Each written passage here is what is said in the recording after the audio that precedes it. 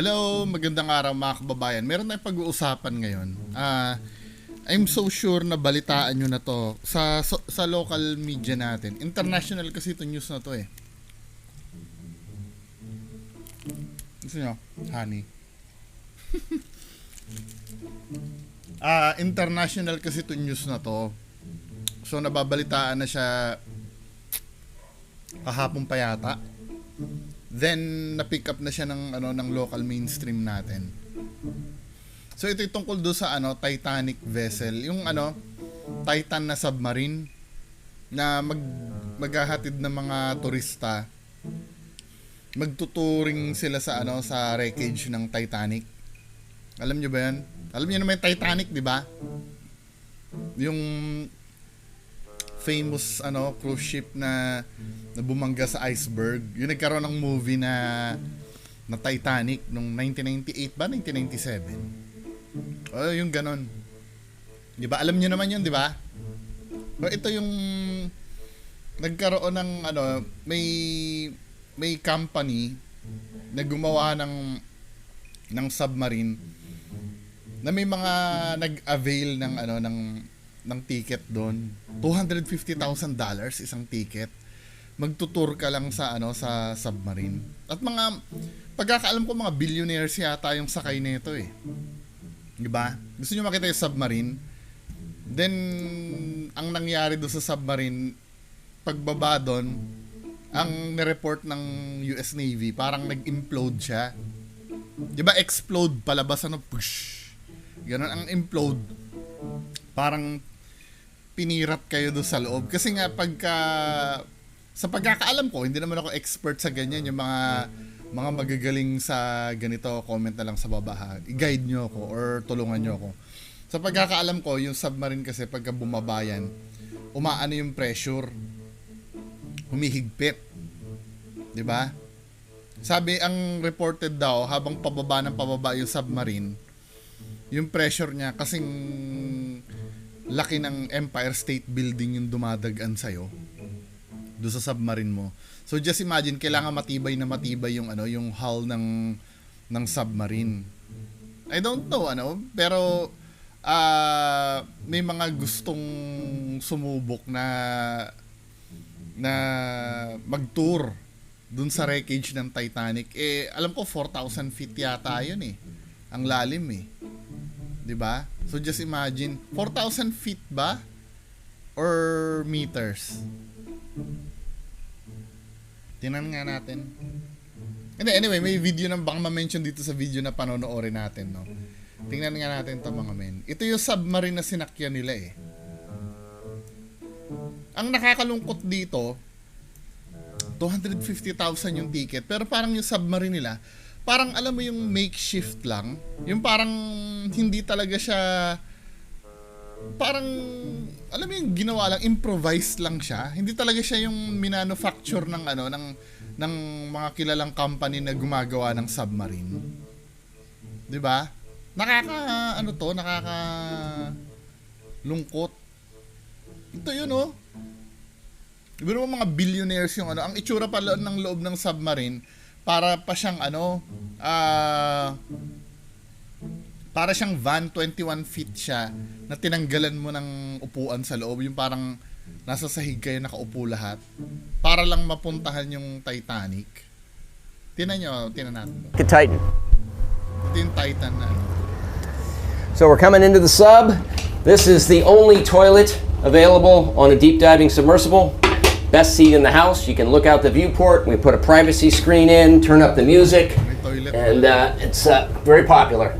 We have our control screen here, our sonar screen here, and we can put any image we want in the back. We've taken a completely new approach to the sub design, and it's all run with this game controller and these touch screens. So if you want to go forward, you press forward. If you want to go back, you go back. Turn left, turn right, go down, go up. And it's Bluetooth, so I can hand it to anybody. And it's meant for a 16-year-old to throw it around, and super durable. We keep a couple of spares on board just in case. This is the second year we've been out to the Titanic. We went out in 5 8-day missions. We did about 10 dives to the wreck site of the Titanic, and we did an extra dive on an undiscovered reef that we found. Stockton Rush is the CEO of Oceangate, a company that offers dives to the isa siya sa Titanic kasama in a dun, men. one-of-a-kind Isa namatay. carbon fiber submersible. Isa siya doon sa kasama sa namatay. Yung CEO na yon. For $250,000 per person. An experimental submersible vessel that has not been approved or certified by any regulatory body and could result in physical injury, disability, emotional trauma, or death. Where do I sign? The sub has about as much room as a minivan. So this is not your Walang certification na nakuha. grandfather's submersible.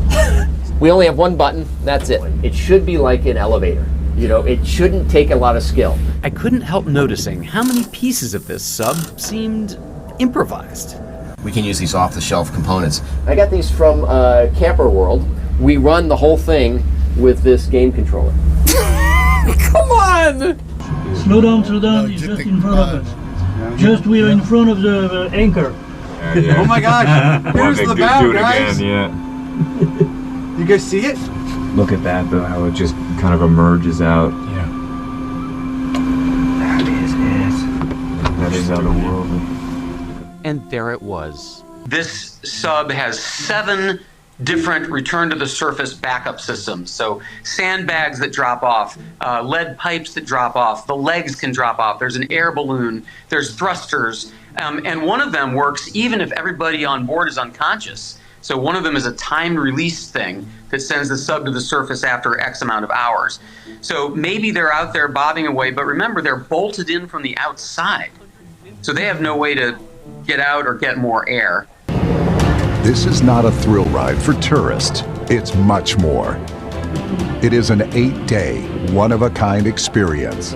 You will be trained as a mission specialist and record valuable findings. Commander Paul-Henri Nargelet, leader of 30 dives to the Titanic wreck site. He and other world-class experts will be on all our missions to give you an unrivaled, up-close and personal OceanGate Titanic experience. The sub for me, it's very well done because it's simple. Generally, they have a lot of equipment and a lot of switch. And on this one, you don't have because you work with a screen and with a keyboard, and it's very easy to do that. Well done, You are not only a passenger seat and waiting that the time is running and just looking outside. You can do something inside. You can be really a member of the team, and that's great. Don't miss the opportunity to be part of history. The OceanGate Titanic experience. There's truly nothing else like it. What could possibly have happened? Titanic experience. Worst situation is, something happened to the hull, and our fear is that, it imploded at around 3,200 meters. And is there anything? Pag nag-implode yun, men, para kang ginawang hamburger sa loob nun. Kayo lahat, durog ang pagkatao nyo dun. That the U.S. Navy can do right now? No. I mean, I don't see anything that can happen at this point. I mean, I'm trying to be, somewhat cautious and, don't want to basically be the naysayer of what's going on. But when you're talking 6,000 pounds per square inch, it is a dangerous environment. More people have been to outer space than to this depth of the ocean. And when you're diving in these situations, you have to cross your T's, dot your I's. You have to do everything absolutely perfect and by the book. And throwing a bunch of tourists in a new sub that was just created over the last several years, it's not looking good, Jesse. He's a really interesting guy. He's a blue blood. He's a direct descendant of 2 signers of the Declaration of Independence. He has experience designing and flying airplanes. He wanted to be an astronaut. He has experience designing and building these submersibles. And he freely acknowledged that this is not, it's not an airline. It's not a Toyota. He would say, safety is a relative term. If you want to be completely safe, don't get out of bed. So to Stockton, risk is part of life. And if you want to do amazing things, you have to take risk in exchange. Hindi maganda, man. So just imagine, yung mga yung mga kasama kasi doon, mga billionaire eh. Meron dyan kasi may Pakistani businessman na kasama niya yung anak niya nung bumaba sila doon sa doon sa Titanic. Ayaw daw sumama nung anak niya. Pero gusto nung anak niya na maging magbanding sila ng tatay niya. Yun. Sumama siya doon. Na-hamburger tuloy siya doon sa ilalim, no? Hindi ko nagigets pati. Ito naka-spend ka ng $250,000 para sumakay dyan sa submarine na yun. Each yun bawat mga tao doon gagastos ng $250,000 para lang bumaba sa Titanic.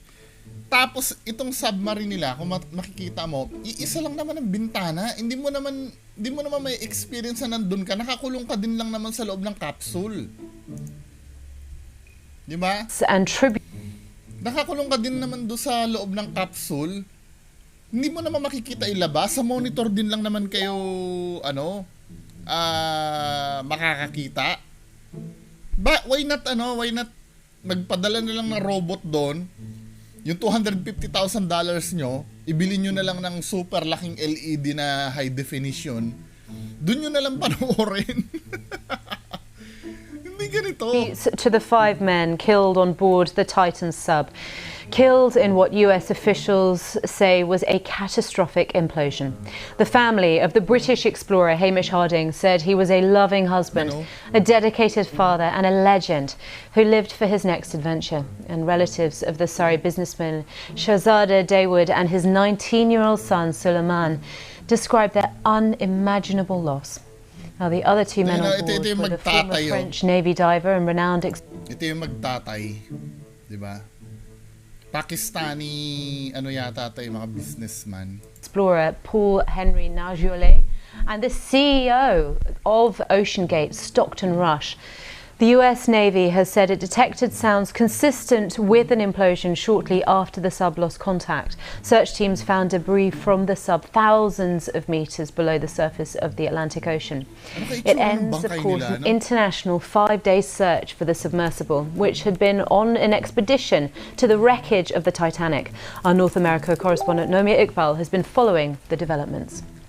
After days of searching, officials have discovered the remains of the oceangate submersible near to the site of the Titanic wreck, bringing this story to a tragic end. The Titan submersible lost contact on Sunday, an hour and 45 minutes after it began its dive into the Atlantic Ocean to explore the remains of the Titanic. For days, an international rescue operation worked around the clock, searching a vast area of the ocean, trying to find this tiny vessel before the crew inside ran out of oxygen. Some felt there was a glimmer of hope on Wednesday when the Canadian Coast Guard detected underwater noises in the search area. But on Thursday, a remote underwater vehicle found debris from the submersible on the ocean floor near... Akala nila yung noise na nakita nagbabang ng ng mga passenger, akala nila buhay pa. May sound ng implosion nung after mawala ng contact yung submarine. To the Titanic wreck. Officials confirmed this awful discovery indicated there was a catastrophic implosion from the pressure of the ocean water above. Experts believe that may have killed the crew instantly.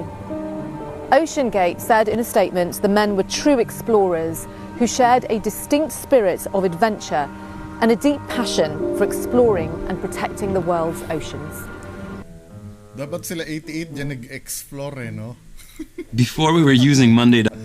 Dapat dyan mag-explore sa wreckage ng Titanic. Well, our North America correspondent Jessica Parker has been in Boston, about 900 miles from that site. And we're speaking to her a little bit earlier on.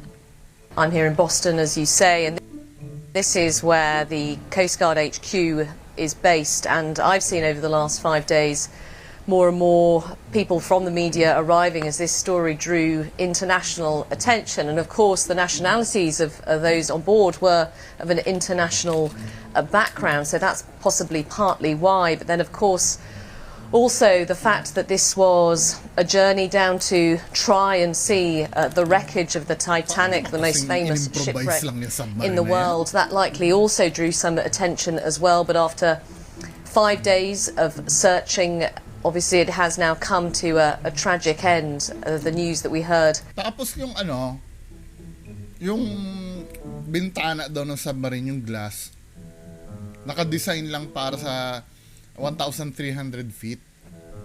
Yung Titanic 4,000 feet. 'Di ba? So ilang percent yung pressure na nun? From the Coast Guard earlier today here in Boston that they had found a debris not far from the Titanic shipwreck.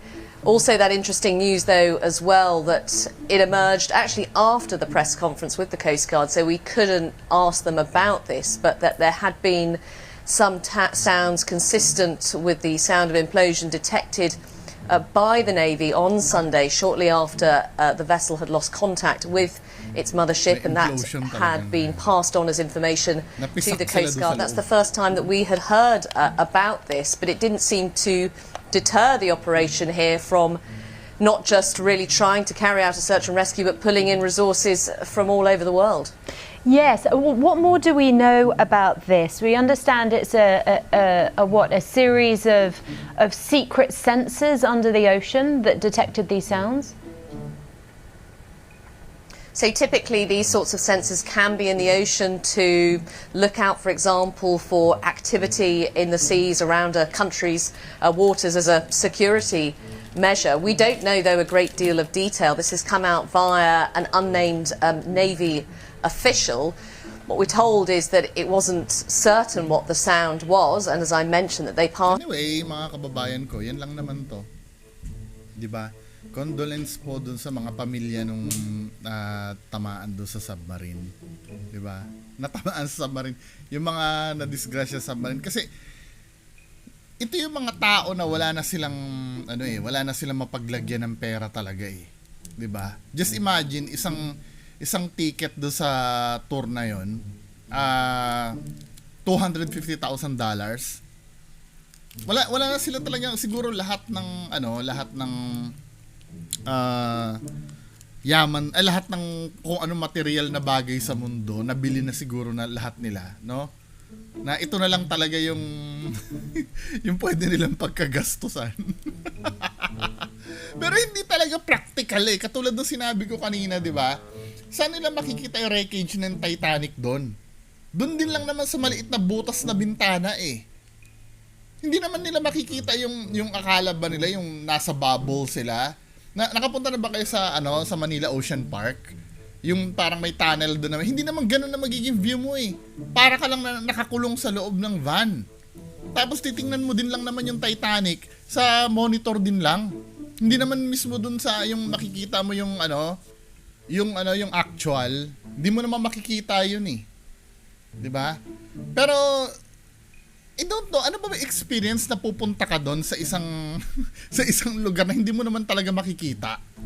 'Di ba? Sana ang ginawa na lang ganito men since sa $250,000 na 'yon, siguro naman kaya nila mag-build ng cylindrical na LED, yung high definition, no? Tapos gumawa na lang sila ng video, yung actual footage ng pagpunta diyan sa Titanic na 'yan. Tapos panoorin nila, I know, parang artificial, di ba? Pero, yun din naman experience mo eh. Di ba? Ano bang thrill ang makukuha mo doon sa pag hindi ako nagiging practical lang ako. Ano bang thrill ang makukuha mo pag nandun ka mismo? Yung yung maramdaman mo na gumagalaw-galaw ka. Pwede mo naman lagyan ng ng mga hydraulic pump yung yung simulation mo eh. 'Di ba? Pwede ka mag-build noon eh at unli ka pa pagka pinagawa mo 'yon, unli ka pang sakay doon, unli tour ka pa sa Titanic. Ano ba experience mo yung magkakaroon ng problem? 'Di ba? Yun ba yung thrill na hinahabol mo? Ayun nga ang ayaw mo pag bumaba ka doon eh. 'Di ba? Kaya nga danger free pagka gumawa ka na lang ng simulation na ganyan. Hindi ganyan. Diba? Parang okay lang magsunog ka ng pera pero yung buhay mo, hindi mo maano yun. Hindi mo makukuha kung saan-saan yung buhay mo. Di ba sana kung may, para tayong video game dito na may extra lives tayo eh. Or para kang pusa, di ba? Kaya kahit anong gawin mo, kahit sobrang dami ng pera mo, huwag ka na doon ka lang sa limits mo bilang human, 'di ba? Alam mo na may limitations mo bilang human eh. Pero doon sa medyo tama nga naman yung sinabi ng CEO ng Oceangate, yung kapag ka ayaw mong makaranas ng something na wag kang umalis sa kama mo, diyan ka lang. 'Di ba? Kung hindi mo may experience yung thrill, 'di ba? Kung ayaw mong mag-take ng risk. Kaya lang syempre, 'di ba? Huwag maging tanga. So just imagine, I'm so sorry, di naman siguro ako maririnig ng mga kamag-anak nitong biktima. Katangahan to min eh. Unang-una, pinakita doon kanina, nakita nyo yung quality ng submarine. Hindi ko alam, mga matatalino yung, may billionaire pa nga nandoon eh, sa loob, may pasahero. Hindi ko nga alam kung bakit siya nakumbinsi nun eh. Na sumama doon. Billionaire yun, syempre. Kaya naging billionaire yun, syempre matalino yun. Di ba? Lahat ng decision sa buhay nun, talagang alam niya. Pero ba't ito? Pati yung yung Pakistani na businessman na mayaman din, nakasama yung anak niya. Hindi ko nagigets, man. Ano ba yung ganyan ba yung mga adrenaline junkie? Kailangan bang i-risk mo yung buhay mo sa, alam ko yung kahit adrenaline junkie ka, alam mo yung ginagawa mo eh. Alam mo, nag-i-skydive ka, alam mo sa sarili mo kung paano mo ililigtas sa sarili mo pag pinul mo yung cord ng parachute. 'Di ba? Pero ito, ire-rely mo yung yung sarili mo sa parang improvise na submarine lang. Nakita mo yung controller gaming controller yung gamit. Tapos yung mumurahin pa yata yung monitor eh. At as in wala talagang ka-class yung yung submarine. Parang ginawa lang sa sa junk shop. 'Di ba? Nakita niyo ba yung itsura? Tingnan natin uli. Ba naman ang nangyayari sa Let's take a ito yan tingnan nyo, men. Tingnan mo yan. Mga baka dun sa pamasahe nyo na 250,000, mas maganda pang submarine yung magawa nyo dun eh. Kesa dito. Ayan, men, tingnan mo naman yan. Yung quality niyan. Fuck. Tapos yung flooring niya pa parang rubber lang na di ba wala man lang tapos may monitor doon na isa. Tapos yun yung manibela ng submarine, yung game controller. Ay, Diyos ko. Yan dine-demonstrate pa ni Kuya yung ayun yung control ng submarine. $250,000. Nakaganyan kayo, naka-Indian seat kayong 5 dyan sa loob ng submarine na yan.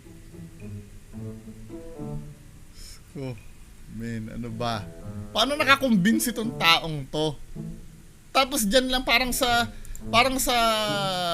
junk shop lang ginawa yung submarine. $250,000 ang ang pamasahe. Tapos wala pang clearance daw to men eh. Walang clearance certification sa kahit anong gumagawa ng mga marine vehicle, 'di ba? CEO of OceanGate, a company that offers dives to the Titanic in a one-of-a-kind carbon fiber submersible for $250,000 per person. Experimental submersible vessel that has not been approved or certified by any regulatory body and hindi siya na-certify. Result in physical injury, disability, emotional trauma, or death. Where do I sign? The sub has about as much room as a minivan. According to So this is not your grandfather's submersible. We only have one button, that's it. It should be like an elevator.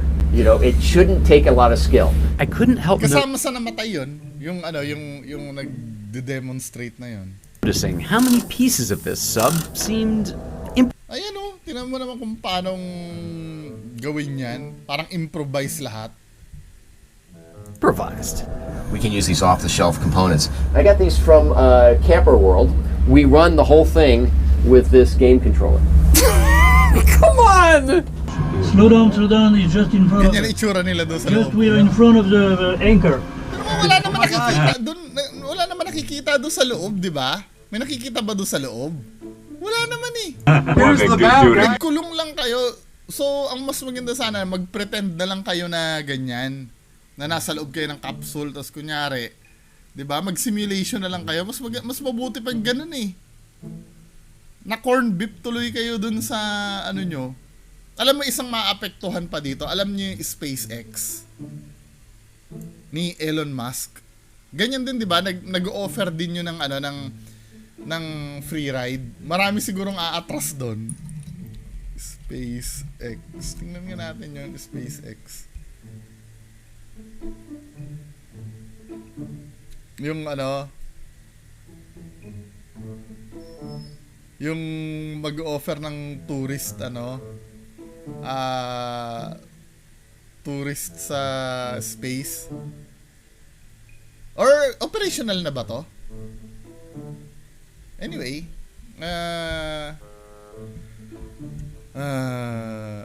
kung may pera kayo sa nyo gagastusin, diba? Kabulshitan to eh. Ibigay nyo na lang sa mga sa mga may cancer sa hospital. Or bigay nyo na lang sa akin. Para marami kaming pambili ni RBS ng ng Pringles, 'di ba? Bili nga pala ng Pringles mamaya. Hello, shout out sa lahat.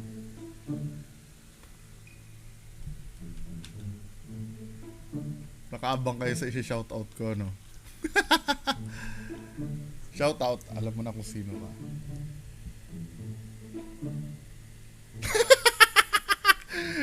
Anyway, maraming salamat. Magandang araw po. Bye-bye.